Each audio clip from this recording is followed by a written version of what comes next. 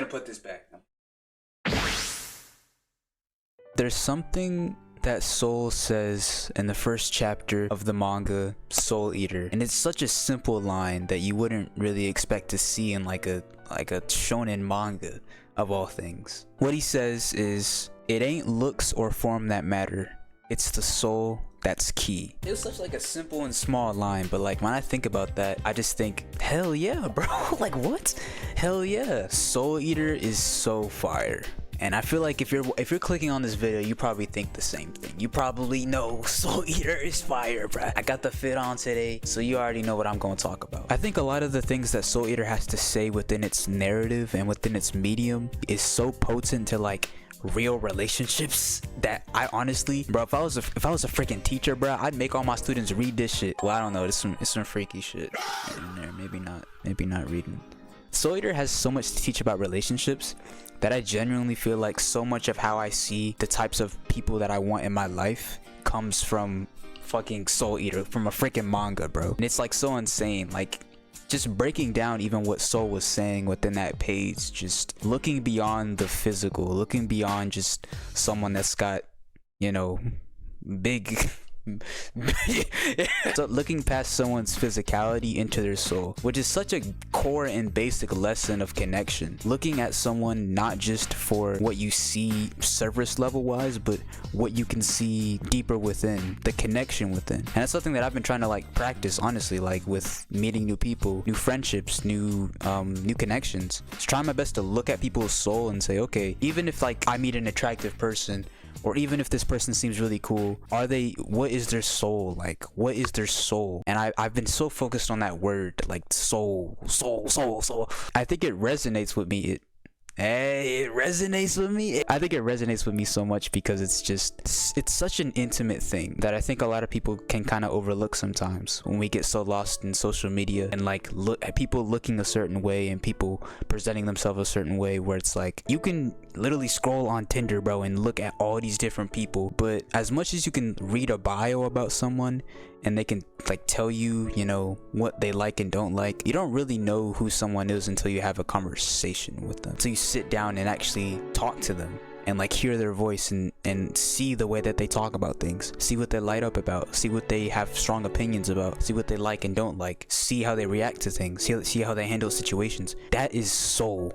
That is the soul of somebody. And like when you actually get to know that is when you actually start to connect with someone, not just when you see, oh, this is an attractive person. Which is why I really like how that in that first episode, in the first chapter, Soul has that whole like that whole thing with like the Blair Witch, bro, and her having like the big, you know, the knockers, bro, the freaking whatever, bro. She had him on, bro. But at the end of the day, he chose his partner, and he says something that I think is one of the coolest lines anime characters ever said relationship wise, bro, which was, cool men don't cheat on their partners, don't they? And it's such a, once again, such a simple ass line, but it's so real, bro, and it's so raw. So he could have left, bro. He had the opportunity. The whole chapter, the whole episode was about him being tempted by another girl, potentially taking him from the person he chose, even though he had the chance to choose something that objectively, like, you could look at and say, oh, that's an upgrade, that's better than what you got. He still chooses his partner. And I guess that kind of ties into like the deeper theme within all of this, which is, why do we choose our partners? What is it about makes you want to choose them and makes you want to show up for them and makes you want to be the person that pushes them to be better and pushes them to be stronger together? Within Soul Eater, at least looking at Maka and Soul, Maka is someone who, you know, she's grown up with a very specific type of father.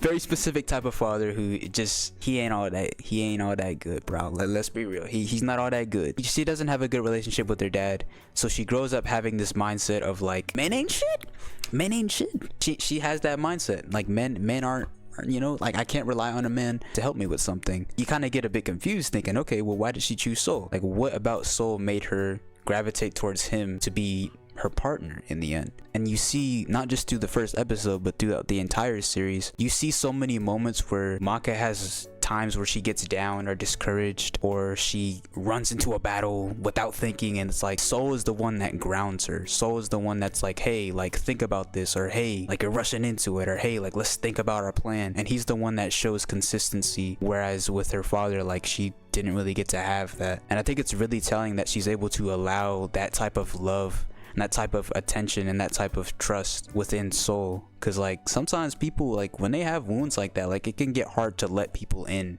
because you have to face those wounds. You have to face that shit, bro. And it's hard. It hurts, and it's hard, bro. It can be hard, but she chooses to do that, and their connection gets so much stronger, I think, because of that. I feel like Soul balances out Maka because of his like centeredness, center a lot of her like emotion and a lot of like the things that she feels and the worries that she has and the energy that she has even.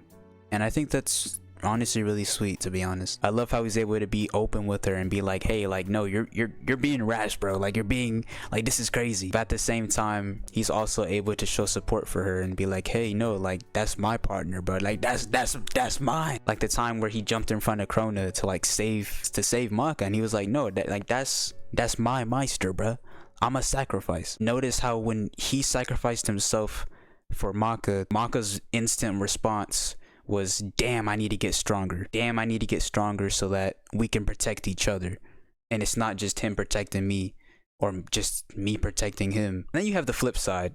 Mind you, I have not read the entire manga of Soul Eater, so like if there's stuff that doesn't line up, I can make a follow-up video, but I have not read all the manga. I've watched I've damn near all the anime. I'm like at the last arc of the anime. I feel like my thing with Soul is I feel like Soul chooses Maka because he knows that he has issues with opening up and like being himself, not only being himself, but expressing himself and expressing his worries, sharing his pain with her. He chooses someone whose whole thing is understanding emotions and connecting with other people and getting other people to open up. Maka literally, she did that with Krona when he was going through stuff, and I just feel like it makes a lot of sense to me why Soul chooses Maka, because he knows like deep down like, oh, I'm this type of person, and having this type of person to like even me out, like just it helps a lot. I feel like at the end of the day, like I was kind of touching on at the beginning, despite so many people in this world being in this world, I feel like there are people that you will be able to resonate with,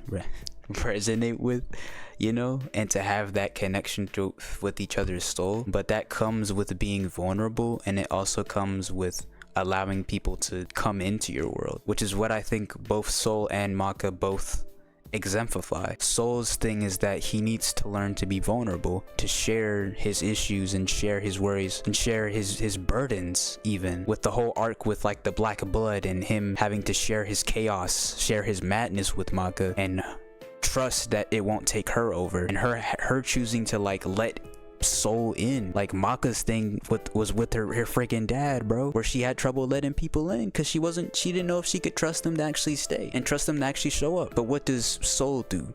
He shows up. He chooses her, even when he's given a chance to be another partner with a freaking witch cat, bruh. He chooses Maka. He chooses her every day, just as Maka chooses Soul. Even when it's hard, even when it sucks, even when it's painful, they continue to choose each other's holy. They continue to choose each other because their souls are not only drawn to each other, but they work hard to make it so that they can continue to connect and resonate with each other. They build it in within the power system. Like they have to learn how to connect with each other in order to get stronger. Like the whole freaking witch hunter slash, bro. The super moves in Soul Eater are built upon how well can we connect with each other? How well can we get in sync? How well can we understand each other? That is how we get stronger as a unit. And that is some cool ass shit. That is cool as hell, bro. I just feel like it's so important when you look for a partner or you look for a potential friend or whoever, you find yourself attracted and like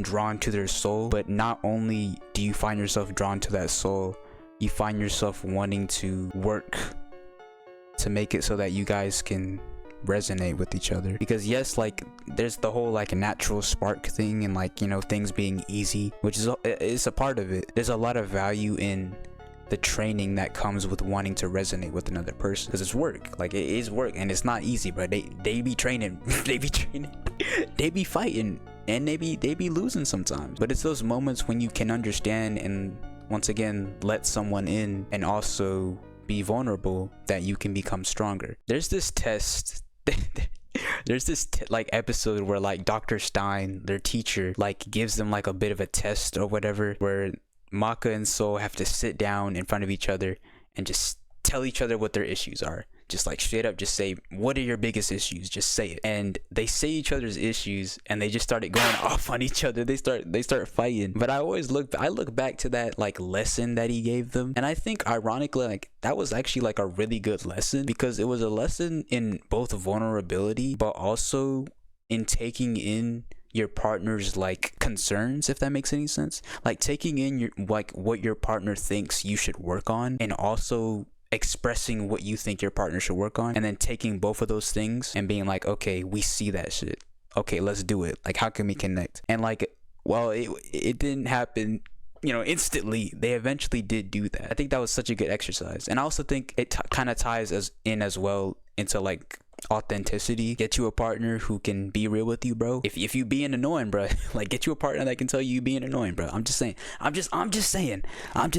think despite the freakiness of Soul Eater and everything within it, it truly is a story that tries its best to teach you through the power system, through the characters, through the storytelling, through the metaphors, through even just the intros and the mantra that's said every single episode. A sound soul dwells within a sound mind and a sound body. I think you can take so much from this series and use it to help understand real relationships, which is why I feel like I can't just do one video on this, bro. Like, let's do Soul and Maka. Let's talk about Black Star and Tsubaki next, like, type shit. Like, I don't know if I could just do one video on this, because it's like I feel like there's so much to unpack.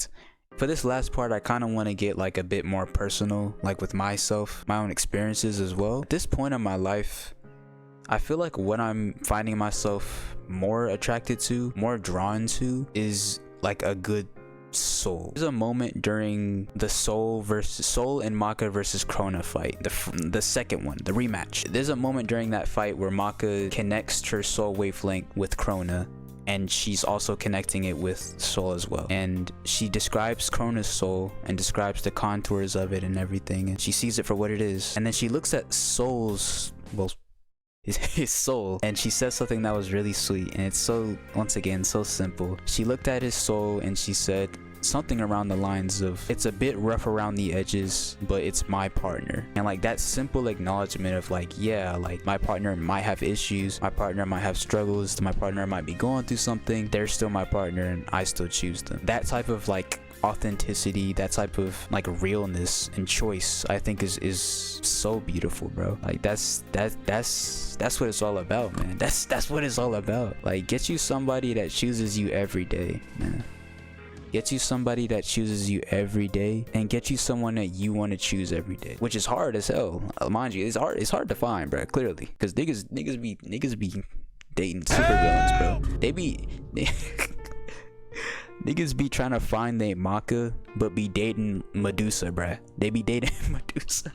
They be dating Medusa, wondering why they ain't find their Maka yet. But I feel like the whole point in finding like your Maka or whatever, just to go by that metaphor, is you have to be willing to like look at your own soul as well and cultivate that. I think a lot of people can sometimes get into this mindset of, well, it's all the people that I've had failed relationships with, it's their fault. Like, it's on them, and I should just, I don't know, blame them and not look inward. But it's like, it's a two-way street, you know. The partners that we pick reflect us too. I'm a strong believer that like exes and stuff, like, they reflect a lot about us as people. So like, it's always important to look back and say, okay, well, what does that say about me, and what can I take from this to move on and be like, okay, how can I be a better partner after whatever happened in the past? Like, how does the past make me into a better person? And if you can look at it like that, then I think over time you can cultivate your own soul to make it so that you can then attract those people that have good souls, bro. Like, find your Maka, bro. Find your soul. People looking for souls and Makas, bro, you're gonna find it, but you have to be willing to be vulnerable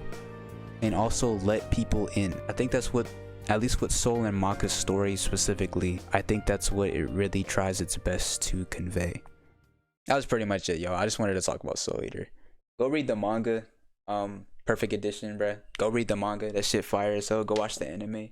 Go seek out people that have good souls, not just people that seem like good weapons. Dare to be the Meister.